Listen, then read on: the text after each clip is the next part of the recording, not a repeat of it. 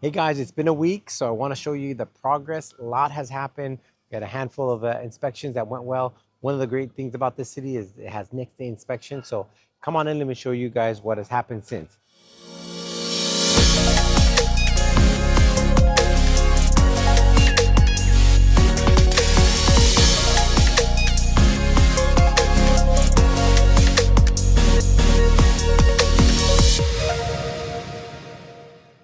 So since you probably last came, we have the scratch and now the brown on here. So it looks a lot different than what it did this time. It started to cure. Obviously the windows are in. I think this everything was painted. The fascia boards got painted. Everything was painted. This will get redone, but for now it's kind of our landing. And I think last time, I don't remember when we did, there wasn't much inside other than the floors. So since then, it's been drywalled. It has been patched, textured, and today it was all primered. So it'll get painted officially tomorrow. So it's a lot different. So um, yeah, it's incredible how much has happened in the last maybe 2 weeks, 3 weeks. So this is going to be all the living room here. They'll actually do the electrical on in a couple days once it gets painted. So all the trim, all the light fixtures will be in here. This is bedroom number one. The electric panel, and some of this you might have seen in the previous videos, but the electric panel is in the bedroom with the main disconnect. This is a good 10 by 12 room, so pretty good size. 6-foot closet, has central AC. Um, so doors will go in pretty soon. So by next week, we'll have the floors in, the kitchen in, and it's definitely moving right along. The bathroom is the tub is set and had the first test, which is the plumbing test for the pressure test for the bathtub. So that got done as well. So the hardy backer and everything. So by next video, you'll see it all probably tiled up and finished. And then this is probably a little bit larger of a bedroom, maybe the same size. So it's a good size with a not necessarily walk-in closet, but a pretty deep closet. The attic access for upstairs is through here. You have to see that. One of the cool things with these kind of, let's say, newer construction but remodel homes is we put out high outlets for people's mounted TVs, which is nice. So you don't have to run extension cords. And then this is the kitchen configuration. So you have the stacked washer and dryer. So each of the units will have their own washer and dryer, which is, in my opinion, really important. So washer and dryer, base cabinet, sink, what's called a lazy Susan, so corner.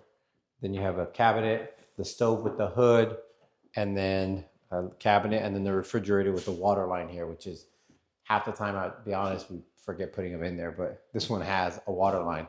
And excuse the attire, I got some Skechers on, and these are my construction shoes here because anytime I come here, it's extremely dusty. So whatever Nikes I have will be dusty. So so that's the front house. Let me show you guys what's happened on the back.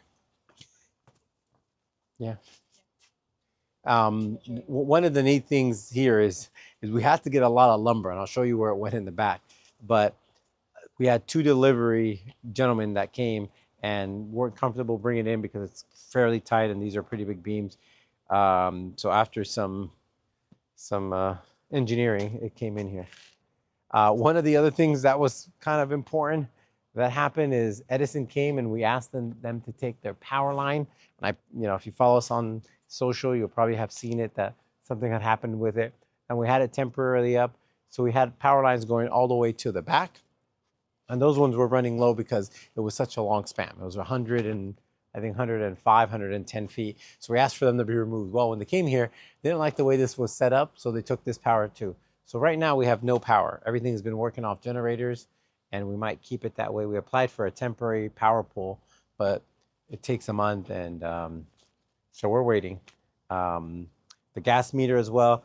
We have one that will stay. Everything to the rear from this point on is going to be all electric, which is going to be a lot easier because when you're trenching for gas lines, and sometimes if the meters are in the back like they are now, SoCal Edison or SoCal Gas will do the trenching for you run the pipes, and then give you a bill. And their bill is substantially higher than we would like to pay. So it's actually easier, cheaper to run electrical for us than it is to run gas.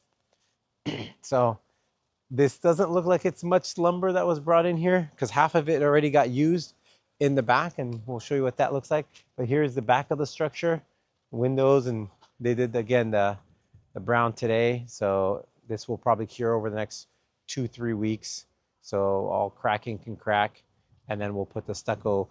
You know, one of the things that's really important that I think we've learned this personally is sometimes if you put the actual white stucco color, which is what we're going to go with, what happens is if you get rain or the morning dew that comes and drips down, when it splats on the dirt, it stains the white. And so what ends up happening is when the project's done and you come actually put concrete, you'll end up getting a brown like undertone to the, you know, first 1 to 3 feet, depending on how big the splash is. So we just tend to just wait to do stucco almost at the end. So you have the water heater there, the central AC will go there. And we'll put gutters in, which will help a lot as well. So this is, like I mentioned, we don't have power. This is our power source. So, which is good. One of the neighbors is gonna get us power to use overnight for our cameras and internet. So we have eyes here. So again, this is all the lumber, or I would say maybe half of the lumber. The rest of the lumber hasn't been delivered because it was they're 20 foot and they for sure said no. So we have to figure out a different way of getting them in here. So let me show you guys. So this is now the back house. The roof got demoed. A lot of wood was repaired, reframed some of the windows because they were, you know, the wood was rotted or the sizes were slightly off. And really we just added more to make the windows slightly smaller. And then we didn't have to put this sheeting. This sheeting adds, you know, structural support. And for a remodel, you just would never do it because you don't have to. And it's a little bit more, but you know, keeping something long term, your decision making is a lot different than if you were just, you know, buying it to and get rid of it, or you're fixing it to get rid of it. Actually, let's go this way. So these meters right here will all be terminated in a couple weeks. So next video, hopefully they'll be gone. And so we don't have to worry about that. We'll have new service lines coming in here for each of the units. They're still being put in. This is our old meter that got pulled and that was servicing our lines. Again, it was sheeted. So for us, we just ended up doing with, you know, with not structural sheeting material because we didn't need to do it. This is just more for us. That's why you'll see some pieces of plywood like this one's a little bit different because we probably had extra and we just said, let's put it on there because ultimately it'll get stuccoed and you won't see this. And again, it's for more structural support than anything. All right, so back here, you're gonna see the guys are enjoying an adult beverage or two. And so this is the deck that was built.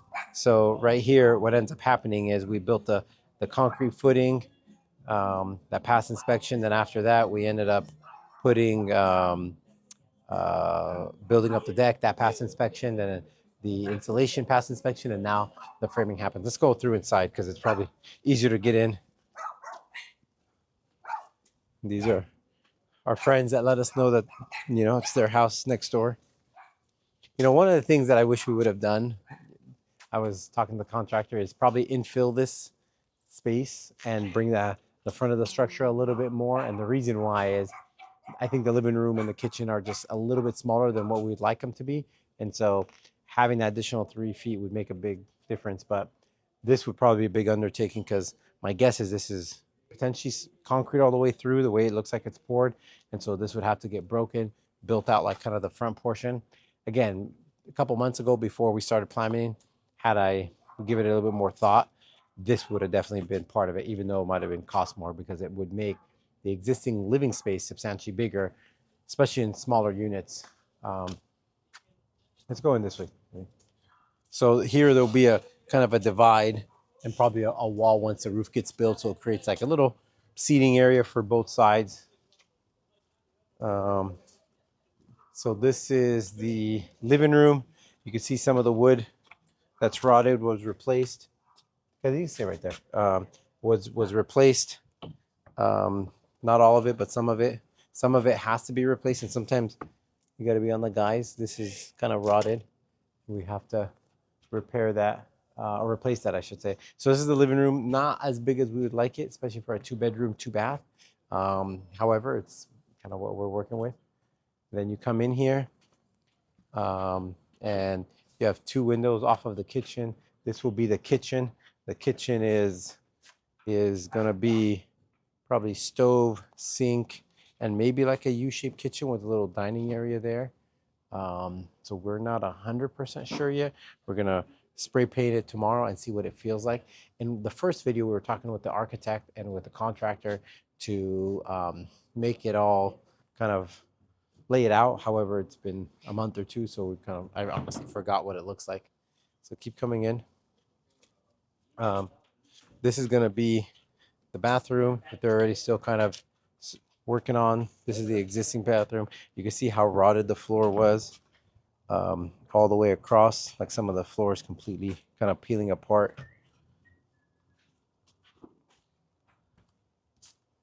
And so this is bedroom number 1. So this was the original footprint, what you just saw, which is the living room, the bedroom, and the kitchen kind of bathroom area.